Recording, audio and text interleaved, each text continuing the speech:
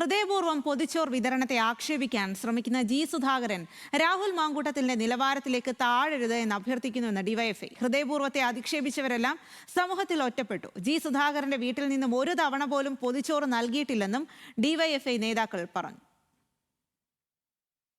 DYFI പൊതിച്ചോറ് വിതരണം Vandanam medical കോളേജിൽ 1000 ദിവസം പിന്നിട്ട മെയ് 2, 2020 ജി സുധാകരന്റെ ഫേസ്ബുക്ക് പോസ്റ്റിൽ ഇങ്ങനെയായിരുന്നു അദ്ദേഹം പറഞ്ഞത്. ഒരു ദിവസം പോലും മുടക്കം വരാതെ പൊതിച്ചോറ് എത്തിക്കുന്ന ഡിവൈഎഫ്ഐ പ്രവർത്തകരെ അഭിവാദ്യം ചെയ്യുന്നുവെന്ന്. 6 വർഷങ്ങൾക്കിപ്പുറം ജി സുധാകരന്റെ നിലപാടുകളിലടക്കം വലിയ മാറ്റമുണ്ടായി. പക്ഷേ ഈ കാലയളവിലാണ് ലക്ഷക്കണക്കിന് പൊതിച്ചോറുകൾ ഡിവൈഎഫ്ഐ വിതരണം ചെയ്തത്. എത്രയോ നിസ്വരായ മനുഷ്യർക്കാണ് ഈ ഹൃദയപൂർവ്വം എന്ന ഭക്ഷണപ്പൊതി ആശ്വാസമേകുന്നത്. ഇതിനെയാണ് ജി സുധാകരൻ അപമാനിച്ചത്. ഒരു പ്രസിദ്ധമായ പ്രയോഗമുണ്ട്, an ex communist is the worst communist എന്ന്. ഒരു മുൻ കമ്മ്യൂണിസ്റ്റാണ് ഏറ്റവും മോശപ്പെട്ട കമ്മ്യൂണിസ്റ്റ് എന്ന്. ആ പ്രയോഗത്തെ അന്വർത്ഥമാക്കുകയാണ് ജി സുധാകരൻ.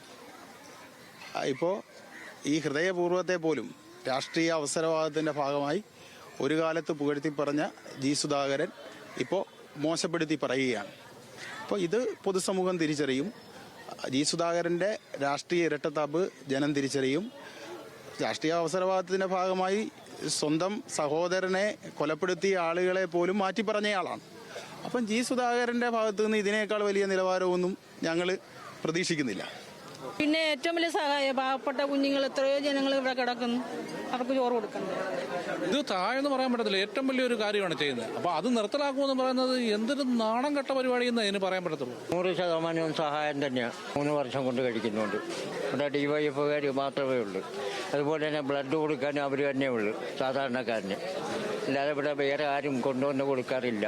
ജനങ്ങളെല്ലാം കഷ്ടപ്പെട്ട് കിടക്കുന്നവർക്കെല്ലാം ഒരു കൈത്താങ്ങാണ്. എത്ര ജനങ്ങളത് കൊണ്ട് കഴിയുന്നറിയാം.